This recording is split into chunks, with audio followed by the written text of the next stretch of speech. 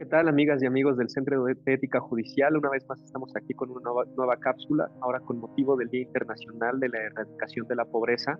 Y bueno, pues muchos nos preguntamos siempre qué tienen que hacer o los gobernantes o bien los economistas u otro tipo de instancias sobre la erradicación de la pobreza, pero muy pocas veces nos preguntamos qué pueden hacer las personas abogadas, ¿no? O las personas juzgadoras, por ejemplo. Y creo, digo, más allá de algunas cifras que podamos tomar en cuenta, sobre todo el crecimiento de lo que fue la pobreza en México entre 2018 y 2020, y también la reducción, ¿no?, de las personas que se consideran ya sea en pobreza moderada o en pobreza extrema también en México, y preguntarnos en función de qué se debe y demás. Yo quiero hoy comentarles sobre la situación de la pobreza en clave del derecho a la igualdad jurídica o a la igualdad sustantiva, ¿no? En el artículo primero constitucional, y así como en diversos tratados internacionales, se considera la condición socioeconómica como una categoría sospechosa, es decir, como un criterio que ni las leyes, ni los diseñadores de políticas públicas, ni quienes operamos con las normas, podemos, digamos, establecer para hacer distinciones entre las personas, ¿no? Cuando se establece alguna distinción por causa o por un criterio de situación socioeconómica, normalmente o muy seguramente estaremos en un acto seguro de discriminación, ¿no? Es por eso que se llama una categoría sospechosa. Sin embargo, aquí creo que tenemos que hacer una distinción porque pues la condición socioeconómica no es una condición, no es una categoría sospechosa como otras, ¿no? Otra categoría sospechosa, por ejemplo, es la etnia, la raza, la preferencia sexual, la opinión que pudiéramos tener respecto de asuntos políticos o bien la religión que profesamos, ¿no? Porque para empezar, si bien existe la obligación de no discriminar por parte del Estado por una condición socioeconómica, también existe la obligación del Estado de sacar a las personas de esa situación socioeconómica. Esto es, a diferencia de, por ejemplo, la orientación sexual o la religión que profesamos, pues el Estado no tiene ninguna intervención respecto de esas decisiones o respecto de esa identidad de la persona que se tiene, ¿no? El Estado no tiene la obligación de sacar a la persona de su orientación sexual, ni sacar a la persona de la religión que profesa, ¿no? Eso sería en sí mismo un acto discriminatorio.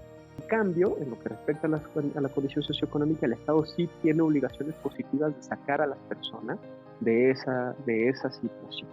Esto por una parte, y esto pues obviamente tiene sus repercusiones en lo que es la aplicación del principio de igualdad jurídica con respecto de las personas en situación de pobreza, porque si bien sí puede considerarse como un grupo que sufre determinadas situaciones de discriminación o de desventaja, son por circunstancias prácticas o externas de la persona que son multidimensionales o que son muy complejas y que además son barreras que el Estado ahí sí también tiene la obligación de remover para sacar a las personas de esta situación socioeconómica, ¿no?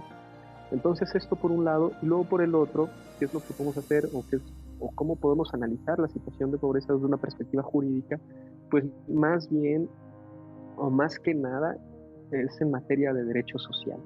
Reconocer la efectividad, la eficacia, la exigibilidad de los derechos sociales y con ello también todas aquellas obligaciones por parte del Estado en el diseño de las políticas públicas, en la distribución, en la entrega de estos derechos sociales, ¿no? También repercuten en este factor multidinámico que les decía, que nos hace determinar si una persona esté en situación de pobreza o no. ¿Por qué? Porque la satisfacción de estos derechos sociales, ¿no? Derecho a un medio ambiente sano, derecho al agua, a las prestaciones sociales, laborales, y un gran etcétera, es un gran listado de los derechos sociales, la satisfacción de estos derechos va a repercutir directamente en el bienestar de la persona.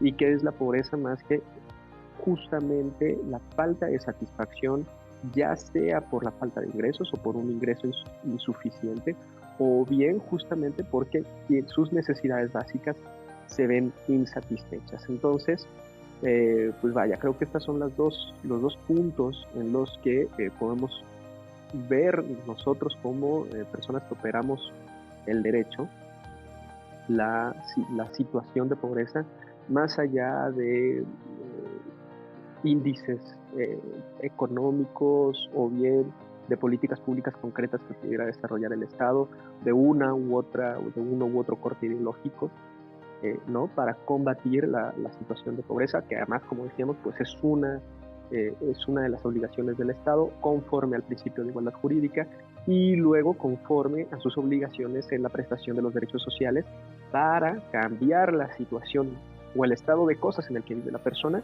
y que una vez que tenga estos derechos sociales satisfechos, pues pueda desarrollarse y desenvolverse con muchas mayores facilidades en la sociedad, lo cual también obviamente impactará en cómo se relaciona en condiciones de igualdad, ¿no? Con las demás personas y con el resto de la sociedad.